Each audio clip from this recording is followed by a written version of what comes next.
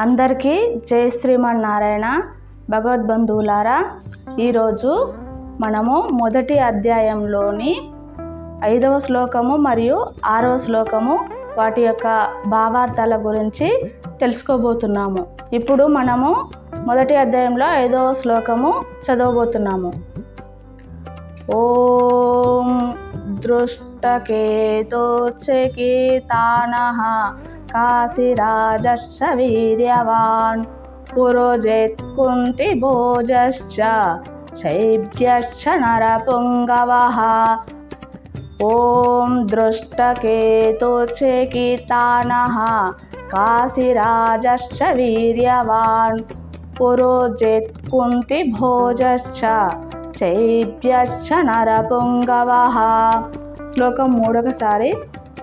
ఓం దృష్టకేతోచ్ఛకితానః కాశీరాజశ్చ వీర్యవాన్ పురోజిత్ కుంతి భోజశ్చ శైభ్యశ్చ నరపుంగవః.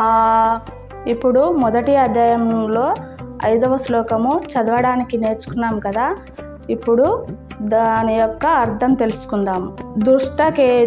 దుష్టకేతు చకితానుడు, వీర్యవంతుడైన కాశీరాజు, పురుజిత్తు, కుంతిభోజుడు మరియు శైభ్యుడు ఈ మహానుభావులు యుద్ధరంగంలో ప్రసిద్ధులైన నరపుంగవులు అనగా ఉత్తమ వీరులని అర్థం. ఉత్తమ వీరులుగా పాండవుల పక్షాన ఉన్నారు. ఈ శ్లోకం దుర్యోధనుడు తన గురువు అయిన ద్రోణాచార్యునికి పాండవుల పక్షాన ఉన్న మహావీరులను వివరించే సందర్భంలో వస్తుంది. దుర్యోధనుడు ద్రోణాచార్యునికి పాండవుల పక్షంలో ఉన్న మహావీరులను గురించి వివరిస్తున్నాడు. ఈ మహాయోధులందరూ అర్జున మరియు పాండవులకు మద్దతుగా ఉన్నారు.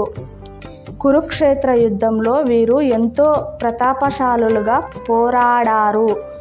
ఈ శ్లోకంలో పాండవుల వైపు ఉన్న మహావీరుల పేర్లను పేర్కొంటూ వారు ఎంత శక్తివంతులో దుర్యోధనుడు వివరిస్తున్నాడు.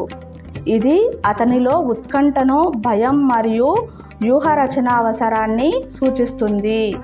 ఇప్పటి వరకు 5వ శ్లోకం యొక్క అర్థము, భావము తెలుసుకున్నాం కదా. ఇప్పుడు 6వ శ్లోకము చదువుదాం. ఓం యుధామన్యుశ్చ విక్రాంత ఉత్తమౌజాశ్చ వీర్యవాన్ సౌభద్రో ద్రౌపదేయాశ్చ సర్వ ఏవ మహారథాః. శ్లోకం మరొకసారి.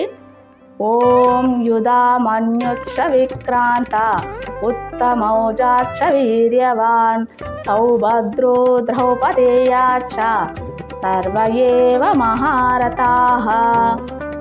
శ్లోకం మూడవసారి. ఓం యుధామన్యుశ్చ విక్రాంత ఉత్తమౌజాశ్చ వీర్యవాన్ సౌభద్రో ద్రౌపదేయాశ్చ సర్వ ఏవ మహారథాః. ఇప్పుడు ఈ శ్లోకం యొక్క అర్థము, భావం తెలుసుకుందాం. యుధామన్యుశ్చ విక్రాంతః. యుధామన్యుడు పరాక్రమశాలి వీరుడు. ఉత్తమౌజాశ్చ వీర్యవాన్. ఉత్తమౌజుడు బలవంతుడైన యోధుడు. సౌభద్రః. అభిమన్యుడు సుభద్రార్జునుల కుమారుడు. ద్రౌపదేయాశ్చ. ద్రౌపదికి పుట్టిన 5 కుమారులు. సర్వ ఏవ మహారథః. వీరంతా మహారథులు, యుద్ధ ప్రావీణ్యము కలిగిన గొప్ప యోధులు. ఈ శ్లోకంలో దుర్యోధనుడు తన గురువు అయిన ద్రోణాచార్యునికి పాండవుల పక్షాన ఉన్న మరికొందరు మహావీరులను గురించి వివరిస్తున్నాడు. యుధామన్యుడు, ఉత్తమౌజుడు వీరిద్దరూ పాంచాల దేశానికి చెందిన సమర్థ యోధులు. వీరు యుద్ధరంగంలో ద్రుపదుని సేవకులుగా మరియు పాండవుల సహాయకులుగా పాల్గొన్నారు. అభిమన్యుడు అర్జునుని కుమారుడు, కృష్ణునికి మేనల్లుడు. అతను చిరపరిచితమైన వీరుడు. ముఖ్యంగా చక్రవ్యూహం ఛేదనలో అతని మేలిమి కౌశలం ప్రఖ్యాతిగాంచింది. ద్రౌపదేయులు. ద్రౌపదికి జన్మించిన 5 కుమారులు. వారు ఒకరు ప్రతివింశు, రెండవ వాడు సూతసోమ, మూడవ వాడు శతానిక, నాలుగవ వాడు శృతకర్మ, ఐదవ వాడు శృతసేన. వీరిని ఉప పాండవులు అని కూడా పిలుస్తారు. వీరందరూ గొప్ప రథసారథులు మరియు యోధులు. దుర్యోధనుడు ద్రోణాచార్యునికి పాండవుల పక్షాన ఉన్న మహావీరుల గురించి వివరాలు చెబుతూ వారి శక్తి సామర్థ్యాన్ని వివరిస్తున్నాడు. సర్వయేవ మహారథః అనే మాటతో వీరంతా అతిశక్తివంతమైన యోధులని స్పష్టంగా చెబుతున్నాడు. ఈ శ్లోకము పాండవుల బలాన్ని గొప్పగా చెప్తూ దుర్యోధనునిలో ఉన్న భయం, ఆందోళనను సూచిస్తుంది.